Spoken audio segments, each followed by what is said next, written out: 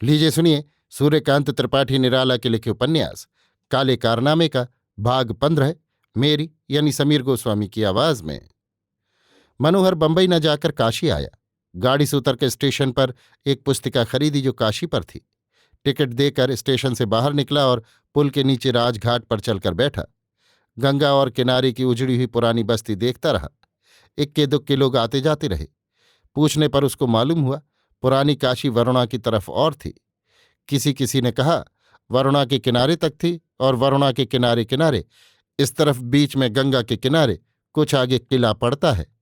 80 की तरफ जहां आबादी है वन था। मुगल कालीन काशी 80 नाले तक थी। तुलसीदास जी का स्थान उसी जगह है। राजघाट के नीचे का हिस्सा हिंदू कालीन पुराना है। बहुत सी चीजें खोदने पर मिलती हैं। मनोहर 1.5 घंटे तक बैठा रहा। काशी वाली किताब पढ़ डाली। लोगों से भी जानकारी प्राप्त की। सभी के पते लगाए। संस्कृत की पढ़ाई के बारे में भी पूछा कि क्या क्या प्रबंध है। फिर स्नान करके धोती सुखाई। फिर जलपान किया और शहर की तरफ चला। 2-3 रोज तक घूमता पूछता सुविधाएं देखता रहा।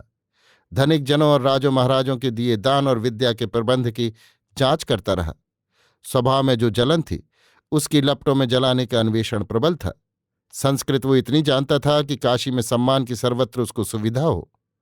मगर जिस परिस्थिति का वो मुकाबला कर रहा था उसका मित्र उसको कहीं नहीं मिला।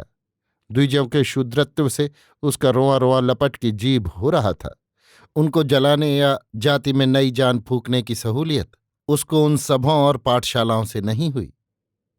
इतर जनों में भी प्राचीन भावना थी। अगर कहीं अंग्रेजी राज के कारण हुमसते थे तो उनका हाथ पकड़कर रास्ते पर ले चलने वाला न था। जाति का कोई व्यक्ति संस्कार करने वाला चाहिए, वो समझा। स्कूली विद्या और सरकारी नौकरी से अपने पाए नहीं पुख्ता होते। वही रास्ता चालू रहता है जो गुलामी वाला है। उनसे छिपकर काम करने की ठानी।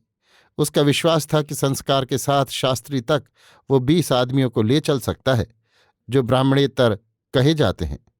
अपनी जातीय मर्यादा शास्त्रानुकूल द्विजत्व वाली वे आप ले लेंगे, उसको विश्वास था। वहीं वो जम गया और भूमि की खोज करने लगा। उसके पास बंबई तक के लिए जितना खर्च था उससे वो 1 मास तक सादगी से काशी में रह सकता था। घर की चिंता अविवाहित युवक को न थी। घर का मुंह वो मर्यादित तो होकर ही देखेगा। उसने देखा काशी सभी प्रकार के मनुष्यों की आबादी है। मंदिरों, मठों और राजभवनों के अलावा उसके 4-5 मुख्य विभाग किए जा सकते हैं। उसी भूभाग के रहने वाले लोग मुख्य हैं। ईसाइयों के अलावा मुसलमान, बंगाली, गुजराती, मराठे अपने अपने निवास बनाए हुए हैं। काम स्थानीय जनों में ही संभव है। उसका विरोध द्विजों द्वारा अवश्य होगा। मगर स्थानीय जिन वैश्यों तक संस्कृत की प्रथा थी उनके दायरे से कुछ उतरकर नीचे उसने हिसाब बांधा।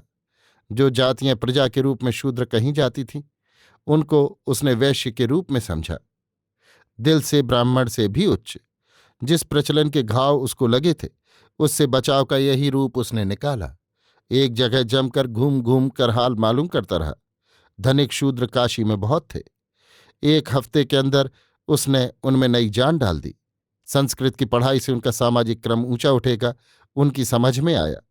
जो लड़के स्कूल नहीं जाते थे उनको उसने अपनी पाठशाला में लिया। जो स्कूल और कॉलेज में संस्कृत लिए हुए थे उनको वेतन लेकर पढ़ाने का प्रबंध किया। फायदा ये सुझाया कि एक पठित ब्राह्मण उनके सामाजिक क्रम को उठाने का सहायक है। उनके घर की पकी साग पूड़ी खुल्लम खुल्ला खाएगा। इस सुविधा को वो गांठ बांधे रहेंगे और आवश्यकता पड़ने पर प्रमाण के रूप में पेश करेंगे। मगर जब तक खासी तैयारी न हो जाए तब तक ये भेद न खोलें, क्योंकि वो अकेला बहुसंख्यक ब्राह्मणों से अकारण विरोध न करेगा। लोग उसकी बात से बहुत प्रसन्न हुए। वो तुल गया था। उनके इम्तिहान में कटा नहीं। काम शुरू हो गया। अभी आप सुन रहे थे सूर्यकांत त्रिपाठी निराला के लिखे उपन्यास काले कारनामे का भाग 15 मेरी यानी समीर गोस्वामी की आवाज में।